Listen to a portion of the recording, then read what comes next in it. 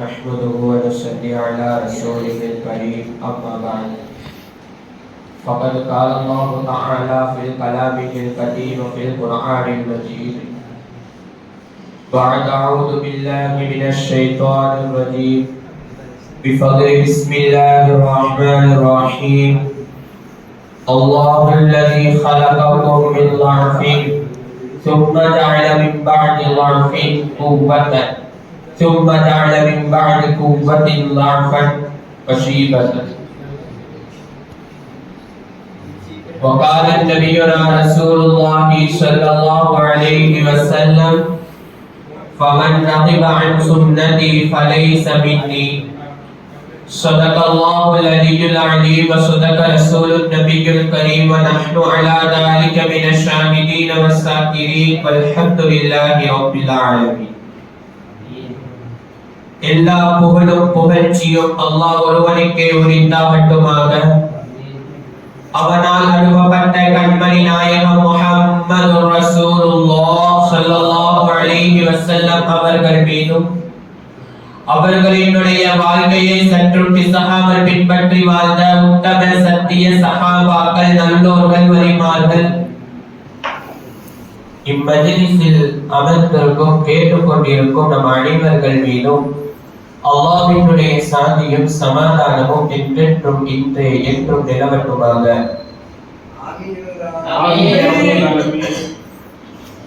என்னுடைய பேசுவதற்கு முன்னால் இஸ்லாத்தின் காணிக்கையான சலாத்தினை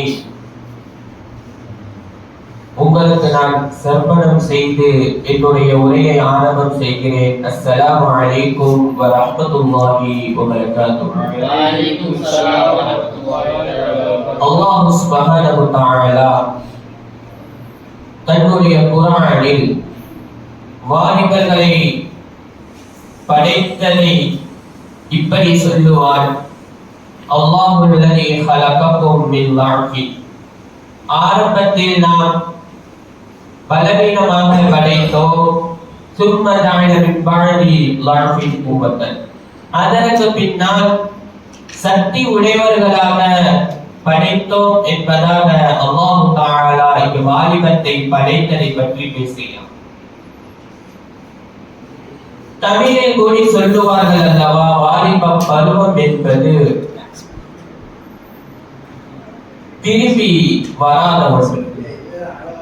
அந்த வாலிப பருவத்தை நாம் எப்படி செலவு செய்கிறோம் என்பதை குறித்தும் நாளை மறுமை நாளில் அல்லாஹ் தஆலா கேள்வி நம்மிடத்தில் கேட்பான்.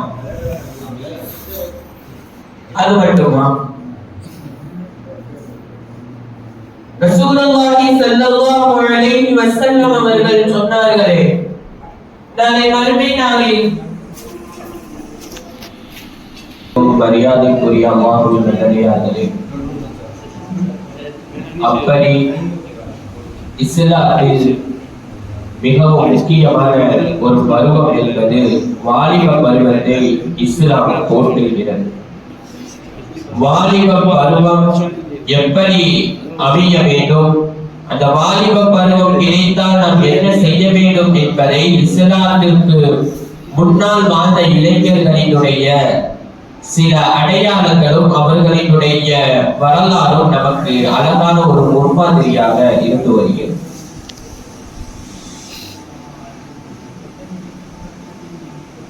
தொள்ளாயிரம் ஆண்டுகளில் ஸ்பெயினில் உள்ள இஸ்லாத்தை உருவாக்கியதற்கு மிகவும் பாடுபட்டவர்கள் அக்காலத்தில் வாழ்ந்த இளைஞர்கள். அந்த ஸ்பெயினில் யூதர்களும் நசராணிகளும் ஒரு திட்டத்தை தீட்டுகிறார்கள். இஸ்லாத்தில் உள்ள இளைஞர்கள் எப்படி இருக்கிறார்கள், அவர்களை நாம் எப்படி எப்போது வீழ்த்த வேண்டும் என்பதை கவனிப்பதற்காக ஒரு குழுவை அமைத்து அதை கவனித்து வருகிற பொழுது அந்த அறிக்கையில் ஒரு யூதன் சொன்னார், நான் ஒரு முறை ஒரு இளைஞரை பார்த்தேன். அந்த இளைஞர் அழுது கொண்டு இருப்பதையும் நான் பார்த்தேன். அழுத இளைஞரிடம் என்று நான் போய் சென்று கேட்டேன், ஏன் அழுகிறாய் என்பதாக கேட்கும் பொழுது அந்த இளைஞர் சொன்னார், நான் ஜிஹாதுக்கு செல்ல வேண்டும் என்ற ஆசைப்படுகிறேன். ஆனால் என்னுடைய தாயாரோ நீ முழுமையாக குர்ஆனை மனனமிட்ட பிறகுதான் ஜிஹாதுக்கு செல்ல வேண்டும் என்பதாக சொல்கிறார். அதை நினைத்து நான் அழுகிறேன் என்பதாக நிலைகள் சொல்கிற பொழுது அந்த யூதன் சொன்னார், ஸ்பெயினில் இஸ்லாம் என்கின்ற மார்க்கம் மிகவும் உறுதியாக இருக்கிறது. அதை நாம் இப்போதைக்கு எதுவும் செய்ய முடியாது என்பதாக அந்த யூதன் சொன்னார். பிறகு சில வருடங்கள் கிடைத்து மீண்டும் ஊருக்குள் சென்று ஒரு இஸ்லாமிய இளைஞரை பார்க்கிறார். அந்த இஸ்லாமிய இளைஞரும் அழுது கொண்டு இருக்கிறார். அப்போது அந்த யூதன் மீண்டும் கேட்டான், ஏன் அழுகிறாய் என்பதாக கேட்கும் பொழுது அந்த இஸ்லாமியான இளைஞர் சொன்னான், நான் என் தாய் இடத்தில் எனக்கு திருமணம் முடித்து வையுங்கள் என்பதாக கேட்டேன். என்னுடைய தாய் முடியாது என்று சொல்லிவிட்டாள் என்பதாக அந்த இளைஞர் சொல்கிற பொழுது அப்பொழுது அந்த யூதன் சொன்னான், இப்பொழுது இஸ்லாத்தை நாம் ஈஸியாக வீழ்த்தி விடலாம். ஏனென்றால் இளைஞரிடத்தில் இஸ்லாம் என்கின்ற மார்க்கம் இல்லாமல் போய்விட்டது என்பதாக அந்த யூதன் சொன்னான். அப்படி இஸ்லாம் மிகவும் உறுதியாக இருப்பதற்கு அப்பப்போது அந்த காலத்தில் வாழக்கூடிய இளைஞர்கள் மிகவும் உறுதுணையாக இருக்கிறார்கள்.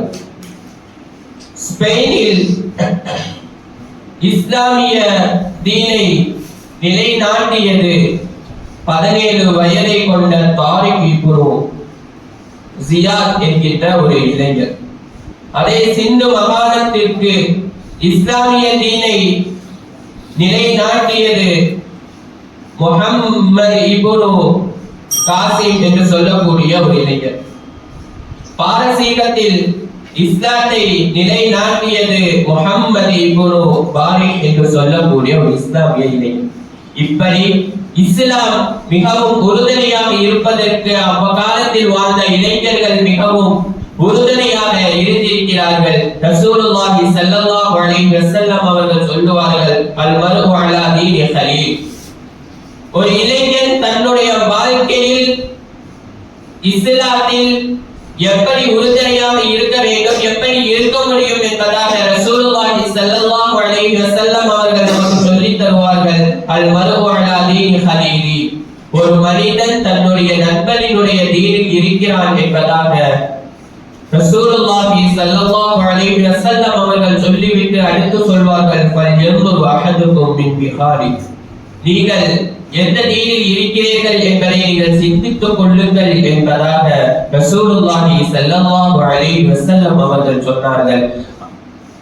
கண்ணியத்துக்குரிய அல்லாஹ்வின் நல்லடியார்களே, நம்முடைய வாழ்வு மிகவும் செழிப்பாக இருக்க வேண்டும் என்று சொன்னால் இஸ்லாத்தினுடைய மார்க்கத்தில் உள்ள நல்ல ஒரு நண்பரை நாம் தேர்ந்து கொண்டோமேயானால் நம்முடைய வாழ்க்கை மிகவும் செழிப்பாகவும் நம்முடைய வாழ்க்கை இஸ்லாத்தில் உள்ள மார்க்கத்தில் உள்ள ஒரு அடிப்படையில் அமையும் என்பதே இந்த ஹதீஸினுடைய கருத்தாக இருக்கிறது. அல்லாஹ் சுப்ஹானஹு வ தஆலா எந்த நோக்கத்திற்காக இளமையை படைத்தானோ அந்த நோக்கத்தில் செலவழிக்கக்கூடிய நல்லதொரு தௌஃபீக்கை உங்களுக்கும் எனக்கும் தந்தருள் புரிவானாக. வாஹிர் தஅவானா அல்ஹம்துலில்லாஹி ரப்பில் ஆலமீன். அஸ்ஸலாமு அலைக்கும் வ ரஹ்மத்துல்லாஹி வ பரகாத்துஹு.